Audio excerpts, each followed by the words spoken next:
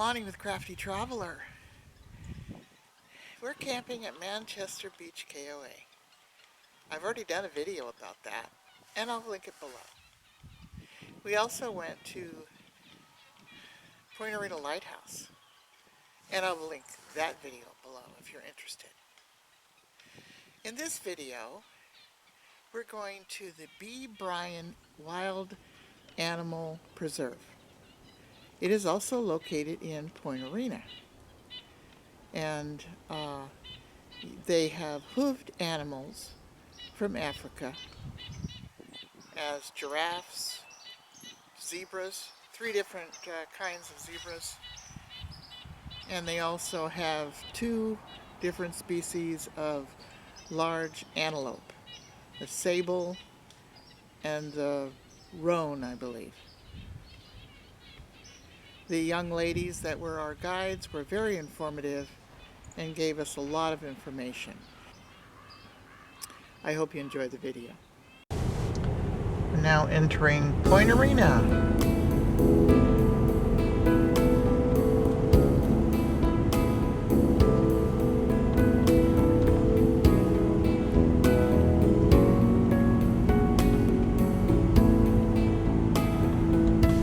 Riverside Drive, that's where we need to turn. Beautiful downtown Point Arena.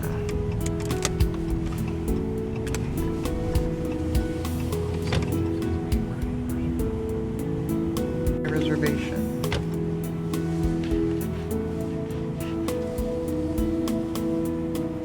Slowly approach, gate will open. Open, open, open.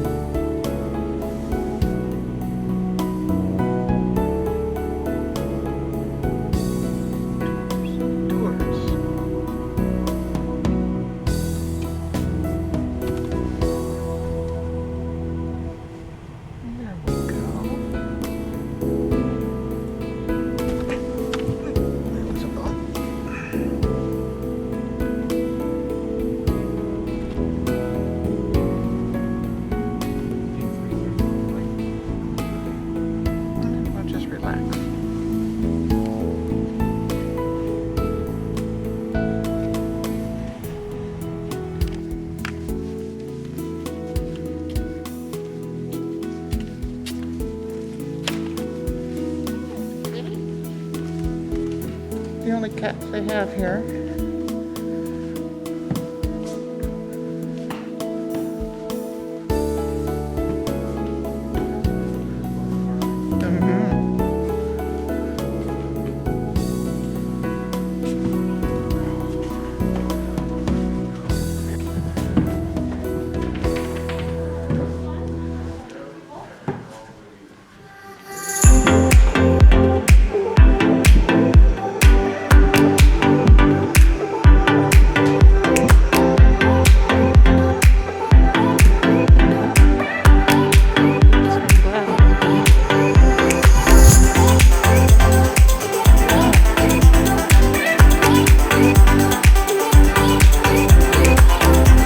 Going in that one?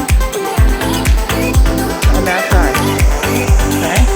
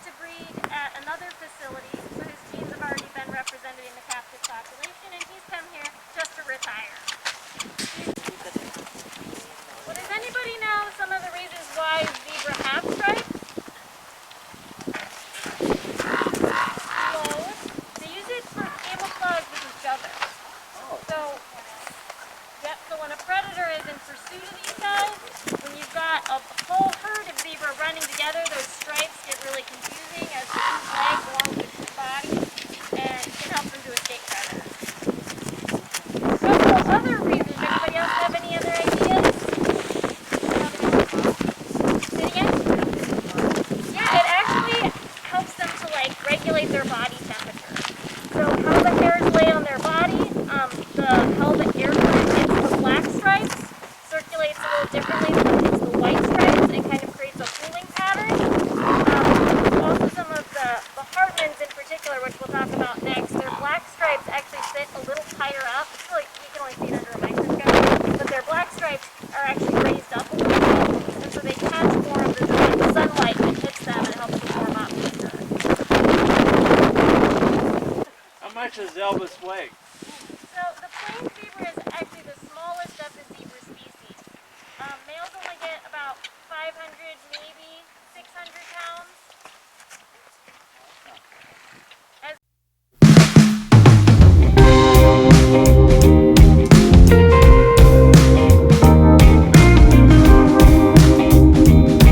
Elvis is in here with a couple roan antelope. They get that name from that rusty brown color of their coat. Both males and females roan antelope have horns, so if you're trying to tell the difference between a male and a female, you've got to look at that black mask pattern on their face. So with males, the black goes all the way back and covers the cheeks. In the females, it stops at the eyes, leaving the cheeks a much lighter color. So as you can see here, we have two males. Now, roan antelope are known as the lion killers of Africa. And that's due to their predator strategy. So if they come across a predator, we'll say a lion, they run a little bit to get the predator to chase them. They'll tire them out a little bit, and then they'll stop, turn around, and drop to their knees. That looks like a pretty vulnerable position to the lion, so the lion will go to jump to get the prey, and the roan antelope will lift its horns, will lift its head, and the horns will meet the soft underbelly of the lion. There have been accounts in Africa of finding lions with huge gouge marks in their abdomen and occasionally a lodged horn. That's a very effective strategy. Because of this, their herd is a little bit more loose-knit. So if one of them encounters a predator, the rest of them say, yeah, you got this, and they don't really jump in to help. Along those lines, the moms will take care of their babies for I think about the first 6 months, and then once they get big enough, they say, yep, you're on your own too, you got to figure it out. So, got kind of a rough life for the roan antelope. Does anyone have any questions about the roan? They weigh, I think, like 600 to 700, roughly. Males may be up to 800. Yeah, it'll vary a little bit, you know, individual to individual, but yeah. Are they endangered? Pure muscle. They're doing okay. They're considered least concern, but they are on a watch list. As with many animals, they're all facing a bit of a threat with habitat loss, but at the moment their numbers are doing okay, yeah. But we do breed them. You'll see our female herd will say over on the other side of the property, you might get to see them a little bit. You can't keep them together, huh? Yeah, so there's only one male in at a time, otherwise the fighting over breeding rights will fight to the death. That'll be a problem, so we keep our males separate from the main herd of females so they don't constantly fight.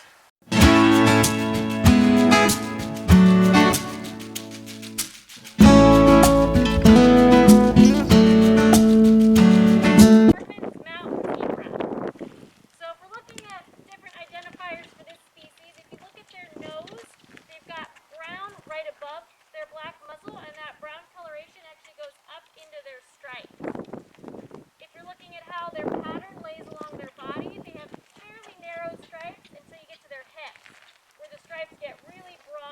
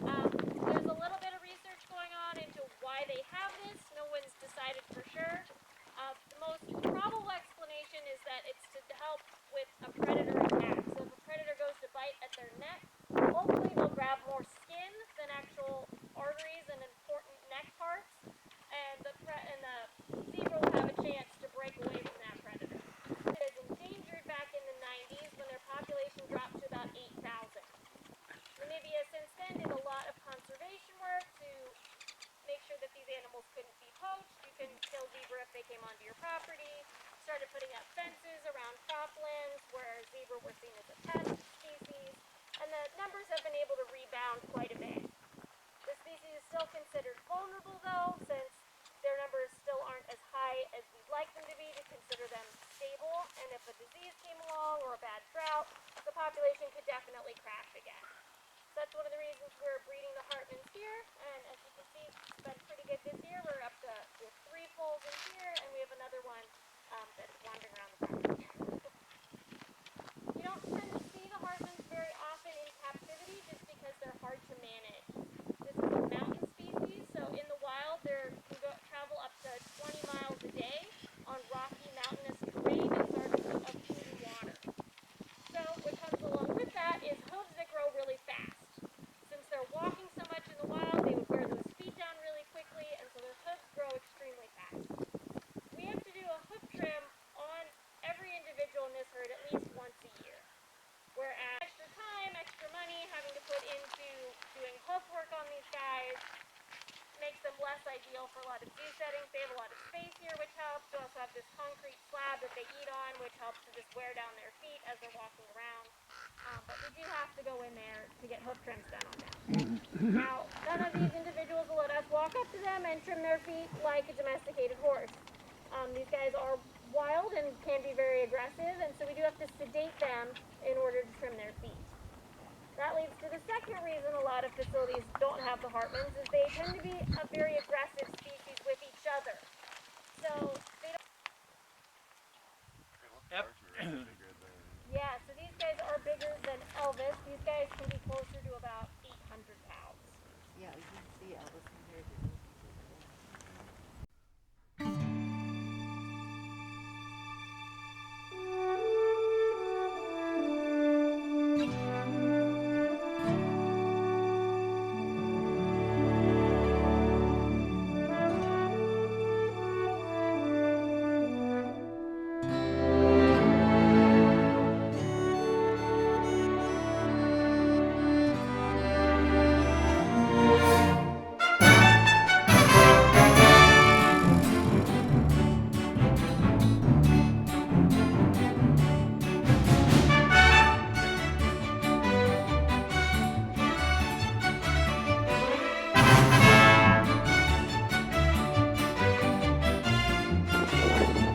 If you're looking at their stripe pattern, the Remington has very narrow stripes that go along their entire bodies.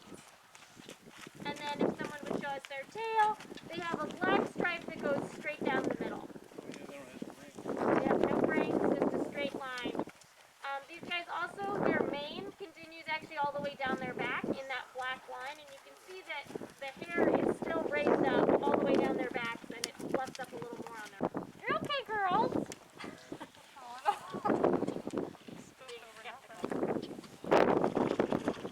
So this species, unfortunately, is listed as critically endangered. There's only about 2,800 left in the wild, and they're only found in Kenya and Ethiopia. This species has struggled a lot in recent some bigger crime that takes on some of this poaching. Grubbies are seen as one of the most beautiful of the zebra species, and so you can get about $10,000 if you kill them. That's why we find it really important to breed this species here in case the reintroduction is called for. That we'll have animals that we could supply back to Africa to help rebound those populations. But things aren't quite stable enough that that would be a safe thing to do for these animals currently. You guys have actually also this species is a matriarch society, so there is one female in charge of the group, decides where the herd is going to move for food and water. Emily used to be the matriarch, but as she got older, a younger female stepped in, and in that scuffling, she lost a chunk of her ear. How old is Emily? I think she's around 20. Yeah, maybe. So our current stallion, who is housed in a different part of the property right now, it took him 3 tries to actually breed successfully with this group. We put him in. Our matriarch did not deem him fit as a breeding stallion, even though he was the recommended male for good genetics that we got from another facility, and they chased him off. In here, we have one more right here that's expecting, hopefully soon. That's why she's quite quite large. And then we have one more foal who's housed with his mom separately.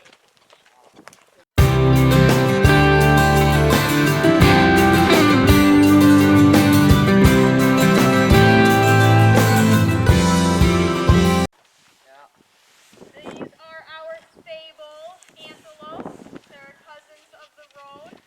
They get their name from their coat color. The males are a dark black. We might get to see them around in that pasture over there. And then the females are a pretty chocolate brown color. So we have a pretty cool behavior you can see going on here. It's called the prey circle. So they'll gather all of the young into the middle, and all of the adult females will form a circle around them, all facing out. They'll do this when resting, laying down, like right now. They're all keeping an eye out for a predator, and then they'll also do it if a predator does show up. The babies will all be in the middle because they're the most vulnerable to predation, and the females will stand around. And it can be multiple individuals thick before you could get to the babies. And these guys being 600-700 pounds of muscle, much like the roan, is pretty much impossible for a predator to break through. It's a pretty effective strategy. There's only ever one bull or male for a female herd, and oftentimes they don't let him in to this prey circle. So if a predator does show up, his only option really is to run away or try to fend for himself, and that can sometimes distract the predator away from this circle that they form, leaving the females and the babies safe. As an individual female becomes a matriarch, she goes through some physical changes as well. Her horns will grow a little bit more and curve back looking more like a male's. Her so you can see one of the individuals standing up has a really curved horn. That is our matriarch. Now, what part of Africa? Southern and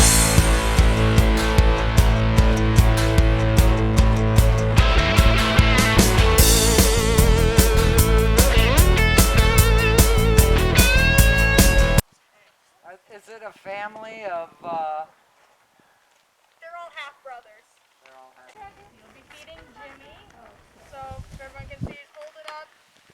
And he will smell it, yeah, and eventually he'll eat it. It's been a little 50 days. Come on, you can do that. Let me grab it. Okay. Social distancing best.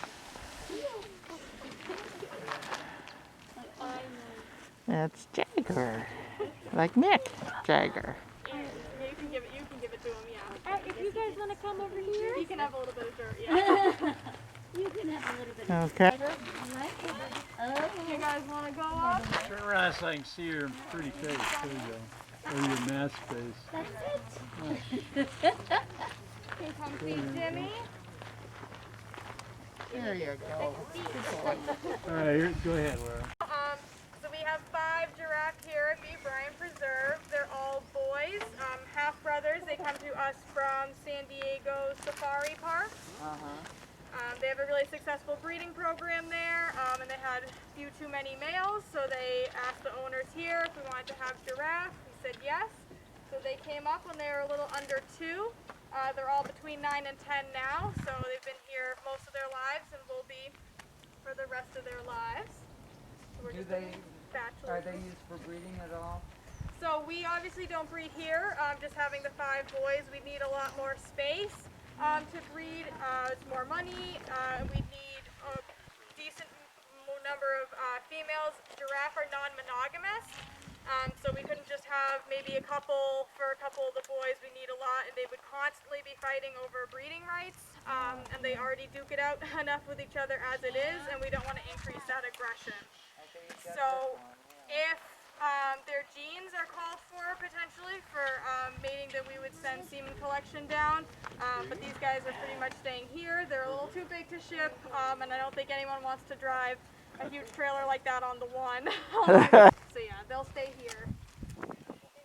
So what's the tallest of the tallest? Our tallest is Jagger. He's the one right here. We think he's about 18. We haven't gotten an exact measurement, but he's a big boy. So these are Nubian giraffe.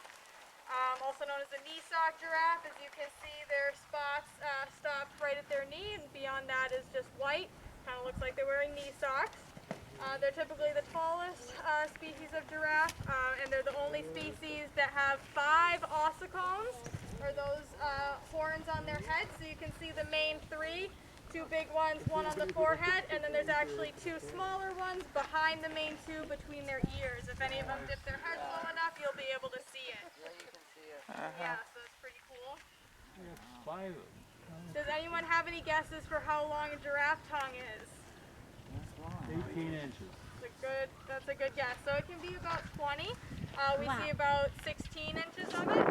It's proportional to their body, of course, but it can be pretty long. You may have also noticed that purpley blue color tongue. So giraffes spend 75–80% of their day eating or reaching for leaves, exposing that tongue to the sun. So that coloration helps them not get sunburned. The sunburn on your tongue would hurt. So along with that, because they spend so much of their day eating, that doesn't leave quite a lot of time for sleep. So giraffes only sleep about 3 to 4 hours per 24-hour period. And that's usually in 15-minute bouts. Do they lay down or do they all stand up? So those 15-minute bouts they can do standing. They can lay down, but they'll keep that head up because they have a pretty big heart, takes a lot of blood pressure to send it up to that head. So they have some special physiology, which means that their head is at their heart level or below for even 20 minutes. They'll slip into a coma and die. So they have to keep that head up. Obviously they can reach down for water if need be, but it can't stay low for very long. So you'll never see a giraffe laying completely sideways or with their head all the way down like that, because it's too dangerous for. Could you talk a little bit about the B. Bryan Preserve, or is that later? We're almost done. Like their history? Yeah, a little bit. Yeah, I can do my best. So Frank and Judy Mello are the owners of this facility. Frank is originally from, I think, the General Bay area. Judy is originally from Mississippi. I believe they met in Mississippi. And they got into taking care of some antelope kind of as a hobby on the weekend through friends. Then it turned into a full-time career, so they had some animals in Mississippi, and then in 2004, thank you, I was like, it's 4 or 8, they made the move over here, bought this facility, moved their animals, and have been continuing to grow since. So yeah, it's really exciting. So why B. Bryan? Bryan, I believe, is Judy Mello's maiden name. Oh, okay, So yeah, okay. it comes from that. Okay, good. Yeah. Thank you. Well, I hope you enjoyed this video of the B. Bryan Animal Preserve. Wasn't it fun to see those different kinds of zebras? And the little baby ones were so cute. And then, of course, at the end, we got to feed the giraffes. I know I've fed giraffes before when I went to Africa, but it's always a lot of fun to feed animals that you're not usually allowed to do. So if you like this video, please give me a thumbs up, comment, share, and of course subscribe if you haven't. There will be more trips coming on in the future. And always stay crafty. And you're a silly dog. Yes, you are.